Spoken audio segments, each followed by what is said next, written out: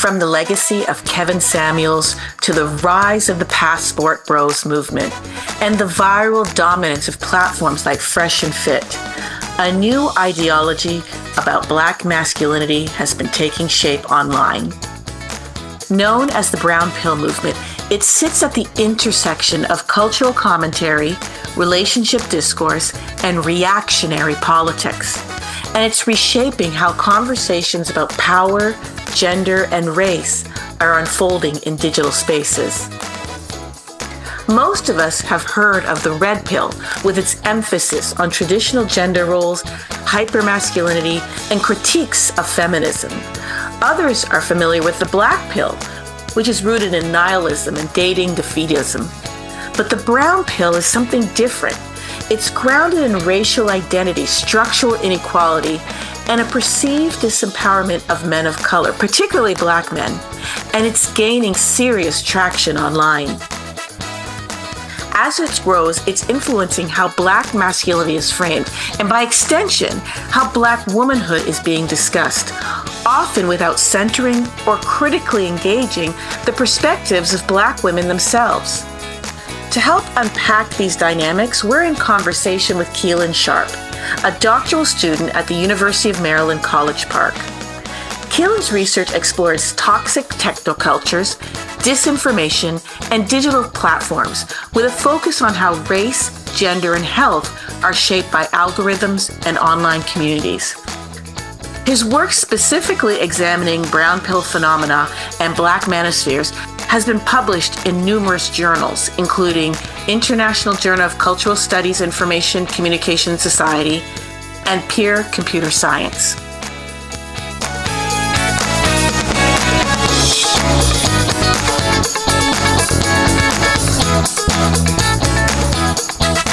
I have to say this is really timely.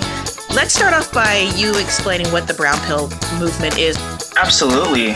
To get into the brown pill, I guess first we have to start with, what are these metaphorical pills everybody seems to be overdosing on these days? You've got red pill and blue pill. These are metaphors from the film The Matrix series, which is presented by Morpheus, a Black man, to Neo, the protagonist, saying, take this red pill and wake up from this machine that is controlling your life and what you're living in is not real, or take this blue pill and be asleep and just sort of be a cog. And so you see the red pill emerge as an ideology that encapsulates this larger, of course, manosphere, tying together disparate factions that see like a masculinity in crisis. But you see the red pill emerge as a solution. And so a lot of scholars would look and see this red pill sort of discussion online in these textual forums, 4chan, Reddit, and other forums. They would use this sort of neodualisms, as W. Jean conceptualizes, these like shorthand that kind of dog whistle and point to you're part of this larger network.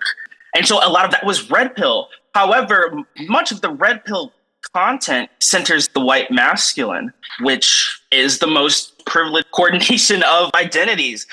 Yet you see men who looked like me espousing rhetoric that was harmful to them and other marginalized communities, which led to the research topic in the conceptualization of the brown pill.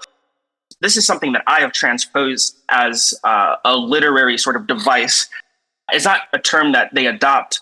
More so me noticing this uncritical group clustering that's using these ideologies, but kind of leaving out the parts where it says, and Black men are part of the problem too. In my research, much of these manosphere pundits, are really uncritical, discussing the same thing, but interweaving some Black nationalist language about uplift and kind of pointing to really real societal disenfranchisement, but using this language. So that's where the brown pill comes from, specifically looking at like Kevin Samuels and the Fresh and Fits and all those pundits. What would you say is unique about the brown pill or the Black manosphere energy or space?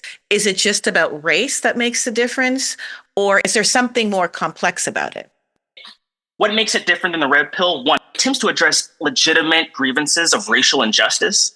It also encompasses a far-right misogynoir component that particularly and specifically, directs the blame not just to Western women, but to Black and brown women. And thirdly, it capitalizes on the spreadability of this ideology, similar to red pill, but a lot of that content is examined on two dimensions: Reddit, 4chan, which aligns with this sort of geek masculinity, which everybody sort of points to as your prototypical incel, right? This guy with a bowler hat and a neckbeard in his mom's basement, and that person, any race. The brown pill instead is woven into our everyday language. We've been throwing out the name Kevin Samuels, and that's because he had his online blog that people were really invested in. And then, of course, there is the Fresh and Fit podcast. It's very men of color, very misogynoir. And then the Passport Bros movement, which encourages Black men to find partners abroad. And what's similar all across all of these is not just the misogynoir and the fact that these are Black men pushing these, but they're using digital spaces and internet platforms. Why is that so critical? And how does this tie into a larger history of how messages get out among Black men about masculinity? Absolutely. So one quick of the brown pill is the weaponization of Black nationalist discourse, specifically looking at this lift as we climb. And I kind of view it as like they're kind of lifting and kind of kicking the ladder from under them. So there is this oral history that's extremely central to the Black community. At the expense of women in the queer community, a lot of Black men took prominent leads and preached these hetero-patriarchal plurality instead of diversity. And so, radio stations were in tandem with the popularity of podcasting. And with the lockdown, Kevin Samuels, who I start off the thesis with as the supposed godfather, and he's not the first to make this content, but he attempted to uplift Black men. His original content was him sitting in a car talking about, here's the suits you need, here are some fragrances, evoking a sort of professionalism, distinction of class, a prototypical Black success would look like. And so he's teaching how to hack the game. Hence the allusion to the Manosphere, in which he's selling a product, I can make you a man. You can be a made man with me through joining my channel. How did he then shift into this whole thing about Black women? Many scholars discuss this shift from pro-masculinist content to anti-feminist content. So the Manosphere is traditionally conceived as having four factions. So you've got the men's rights activists. And so those people are the ones in fraternity court saying, men never get their fair share. There's the incels, which stands for involuntarily celibate. They're the most violent of the factions. So they subscribe to harsher Black pill ideology, which is biologically deterministic, which in colloquial terms is you're either born hot or not, and if you're not hot, well, right. It's up. And then you have men go their own way. This is a group of men who feel like the greatest inventions in society have been invented by men. We men should be separate but equal. That's not how it plays out. Oh, and then pickup artists, Kevin Samuels, pickup artists. You can buy game. Speaking to this sort of ethos of Black nationalism, that's where you see the collision of both red pill and this Black history of really legitimate systems of oppression. However, we start detaching from that historical context uncritically and end up equating all sort of systems as these matrices from which one is awakening themselves from. So Kevin Samuels is equating like the oppression of Black men in a dating market. So how is it that these Manosphere men, these leaders like Kevin Samuels, like the Fresh and Fit podcast, etc., how are they able to spread their message so broadly and quickly? You see not just Black men, you see all sorts of men here in a interesting but scary collapse of race and an emphasis of gender, in the sense that there's a false history that they are all talking to. Now I'm zooming to Fresh and Fit. They're really notable for their Money Mondays and Womanizer Wednesdays, or formerly Womanizer Wednesdays. Now they're called Red Pill Wednesdays. And so they have these like series, and I collected videos from their Womanizer Wednesdays, from their Money Mondays. How they bring people in is it's the breadcrumbing and leading into what we really want to say, right? We'll get you on the Money Mondays. Come back for our Red Pill Wednesdays. And that's where we'll get off our rocks. They actively, verbatim, say we should bring shaming back because that's what men should do. That's what keeps us in power. They offer tactics when you have a girlfriend or when you have a partner, right? If she has an Instagram, gotta watch the Instagram. There's like a threshold of beauty where it's like, she's so beautiful, she needs to be less beautiful, or she's too beautiful, and I need to control that. It's about control. A lot of this content and the spreadability of it a lot of times comes with the titles, the hashtags, the descriptions, speaking to the social media affordances. For example, Fresh and Fit, and what Andrew Tate also did is they kind of operate from like a decentralized model. Andrew Tate, for example, had an academy in which folks could apply to join it and elevate themselves. And that gets into the real world application of these sort of ideologies, because we're seeing that not only are people just watching this, they're trying to live it. They're like trying to do it. So maybe you can also explain, how is it playing out in the real world? How are we seeing Black men enacting it in their real lives? And maybe the passport bros, which you were talking about, your research, is one of the best examples. What are you finding in your research with that? So the passport bros, they diverge from the MGTOW, right? I said like there's 4 factions: incels, pickup artists, men's rights activists, and MGTOW. Men go their own way, the whole separate but equal. And so the MGTOW comes to that conclusion based off of, again, this Western women and there's post-feminist sensibilities of, independence. And instead of just like completely just secluding themselves, they unleash themselves to largely the global South, which is a finding of ours, right? So we see this remediation of neo-colonial logics echoing imperialist notions of like comfort women. We looked up the top 10 countries that the passport bros talked about across those forums. And the top one, by far, was Colombia. And much work has been conducted on Colombia's, webcam industry, right, which accounts for the largest share of the global market. We also found the Philippines, Asia as the continent. So again, to these imperialist notions of comfort women. For example, you have posts that echo a large manosphere theory just called the just be white theory, right? So you have a post on there. It's like, well, white guy can get a 2 out of 10 in the United States, but in the Philippines, I can pull a 7. Are Black men also viewing themselves that if they go to another country, they're valued more too? So you get critical reflection. For example, you'll have Black men on the forum ask like, hey, I've heard about South America. Are they racist to Black men there? Do they like us there?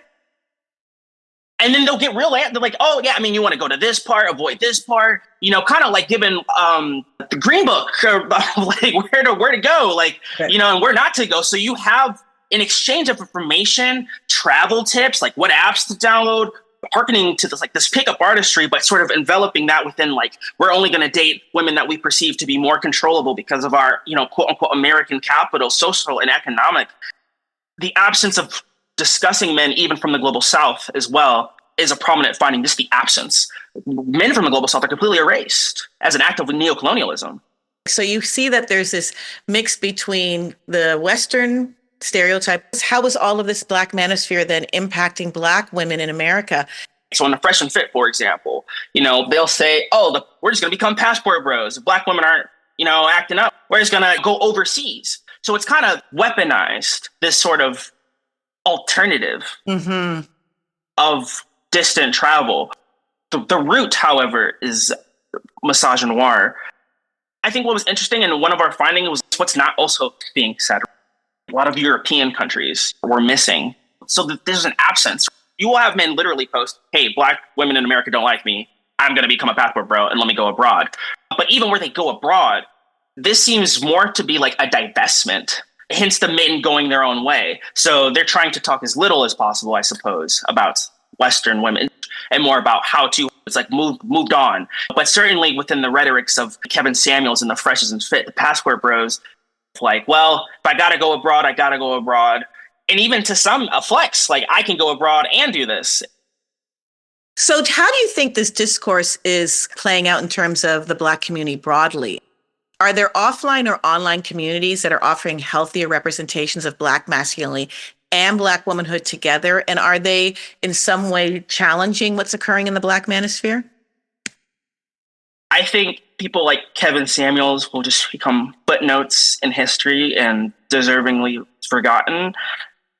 However, his ideology is what is being perpetuated still. There's a chronic onlineness, as they say. You got to be online, chronically online. So I think perhaps the impact, the radius of the direct people associating with these groups explicitly, it is up to be studied. However, what is definitely being seen is how normalized the language is. Mm-hmm. This high value men discourse, for example, what do you bring to the table? Right. Discourse. I think that in addition to being trendy, salacious, clickbaity, is certainly the legacy of these Black manosphere figureheads, right? These conversations. And I excitingly see people being tired of these conversations, at least in the reductive ways that it's been construed, to more critically evaluate what does it mean to be a high value. So I see a lot more discourse conversations in 2025 across YouTube channels. I see from a policy point, the demonetization of this type of content. For instance, Fresh and Fit is demonetized from YouTube. However, that pushing force is isolating these communities to like more fringe platforms, such as Rumble, where the chances of encountering a differing voice or a differing opinion are marginal. The groups that are in it, like it seems to be revving, but in terms of the widespread, hey, is this something I should be into? People are really kind of critically looking at this.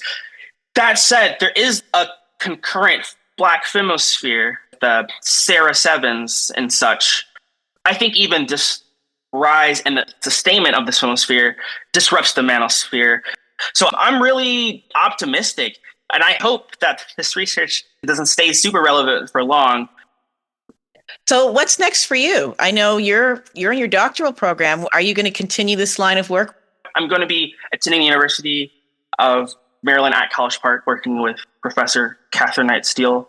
Right. And I'm going to learn about the automation of joy and looking at more content that is full of love.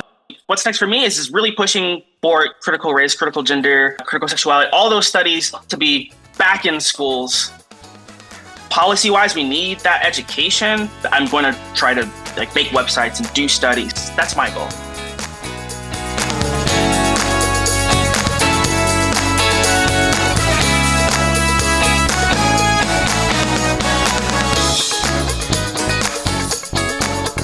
We were just in conversation with Kellen Sharp discussing his research examining the brown pill phenomenon and Black manospheres in digital spaces. For more details about his work and how to read more about the research he's conducting, check out this episode's page on the Psychology of Black Womanhood website. Thank you so much for tuning into this episode of the Psychology of Black Womanhood podcast, where research is meeting the real world. We've got plenty of exciting episodes lined up, diving deep into topics that matter to Black women and everyone who loves and supports them. So make sure you follow us on your favorite streaming platform so you don't miss a thing. We'd love to hear from you. Share your thoughts, feedback, and episode ideas with us anytime, because your voice matters. And we're grateful that you're sharing the podcast with your family and friends, because this is helping to amplify these important topics and conversations. For even more updates and exclusive behind-the-scenes content, connect with us on Instagram, Facebook, and Threads. Until next time, let's keep bridging research and real life in service of Black women's voices and our visions.